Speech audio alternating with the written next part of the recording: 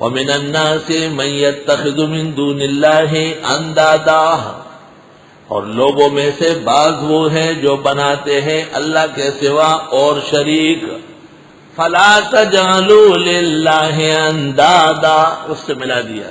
دعویٰ ہے نا دوبارہ سورت کا، الہکم الہ واحد، تو پہلے دعوے کے بعد جو الفاظ تھے لٹا رہے اسے، سمجھو ذرا. لوگوں میں سے بعض ایسے ہیں جو بناتے ہیں اللہ کے سوا اور شریک. انداز ند کی جمع، جیسے ازداد ضد کی جمع. یحبونہم، ان سے محبت کرتے ہیں، کحب اللہ، جیسے محبت ہونا چاہیے اللہ سے. اس کو مشکل کشا کہتے ہیں، اس کو حاجت روا کہتے ہیں، اس سے مرادیں مانگتے ہیں، ان سے بلائیں ٹلواتے ہیں، ان کی نیاز و نظر تک کرتے ہیں، ان کو ہر جگہ موجود جانتے ہیں، ان کو غیب دان کہتے ہیں. یہ ساری بات وہ اللہ فرماتے ہیں کہ جو عقیدت مجھ سے ہونا چاہیے انہوں نے نیک بندوں کے ساتھ شروع کی ہے. یہ کفار و مشرک. والذین آمنوا، اور وہ لوگ جو ایمان والے ہیں، اشد حبا للہ، بہت مضبوط ہے اللہ کی محبت میں. محبت کیوں کہا؟ کیونکہ محبت بھی شرک کو برداشت نہیں کرتی.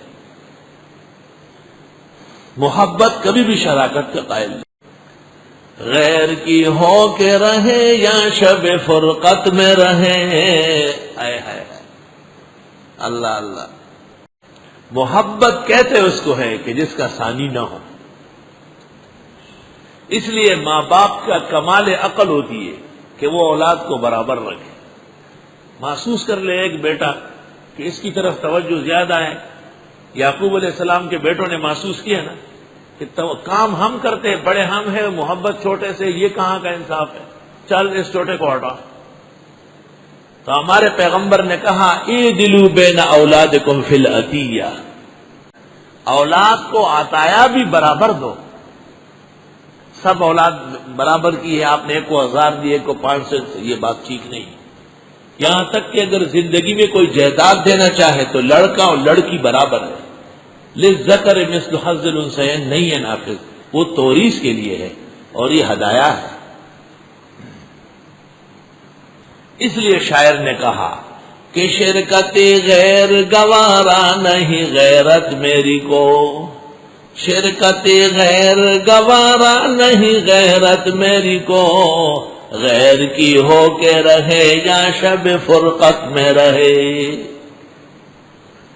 بیک نفس کے درا میں اختیار با اغیار، بسی نماندک غیرت وجود من بکشت، بخند گفت کہ من شمع جمع ایسا دی، مرا ازانچ کے پروانہ خویش تن بکشت.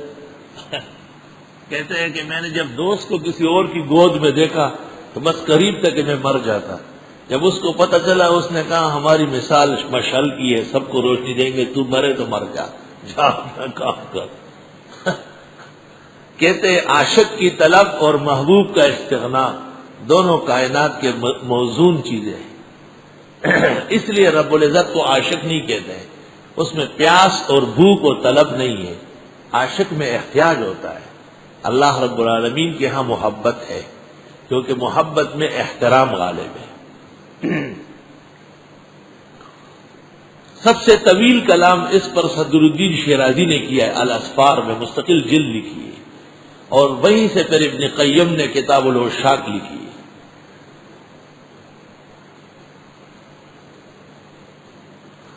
للعشق فنون وکل فن جنون. اچھا جی. ومن الناس من يتخذ من دون اللہ اندادا. میں صرف ایک مثال دیتا ہوں.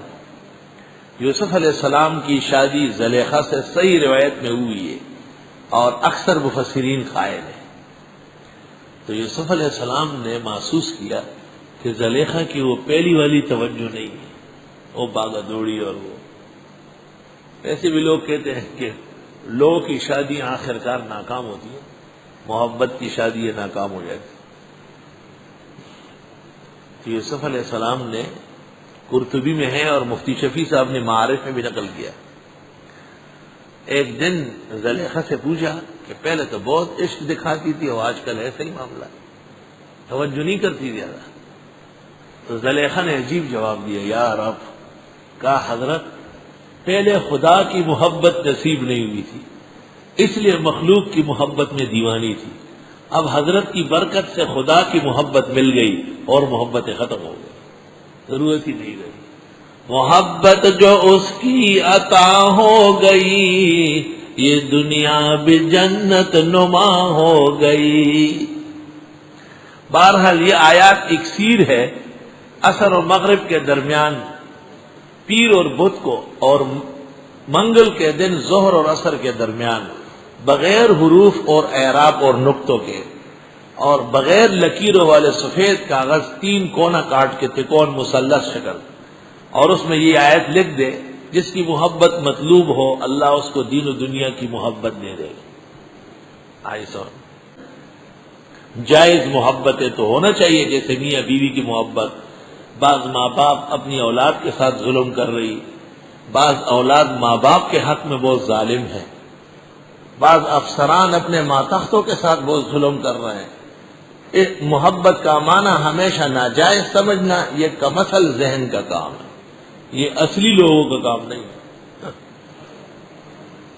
محبت ایک دینی عنوان ہے تو دین کے حدود میں استعمال ہو۔ محبت کو ناجائز جگہ صرف کرنے کی مثال ایسی ہے جس طرح کوئی زنا کو نکاح ہے۔ اچھی طرح سمجھا کرو۔ ہم نے دیکھا ہے بعض اوقات گائے اور بھینس بچے کو نہیں پہچانتی، بڑی تکلیف پیش آتی ہے، اس وقت ضرورت ہوتی ہے دم درود کی کہ وہ بچے کی طرف متوجہ ہو جائے۔ بعض بچے پیدا ہو جاتے ہیں ماں کا دودھ نہیں لیتے، اس وقت بھی ورد وظیفے کی ضرورت پیش آتی ہے، اور اللہ ان کلمات کی عزت رکھتا ہے، اس کا کلام ہے۔ اللہ اکبر۔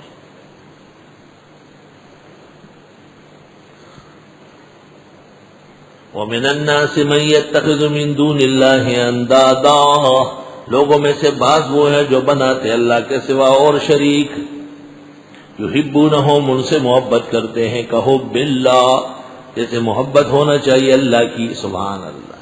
والذین آمنوا اشد حبا للہ، وہ لوگ جو ایمان والے ہیں وہ مضبوط ہے اللہ کی محبت میں۔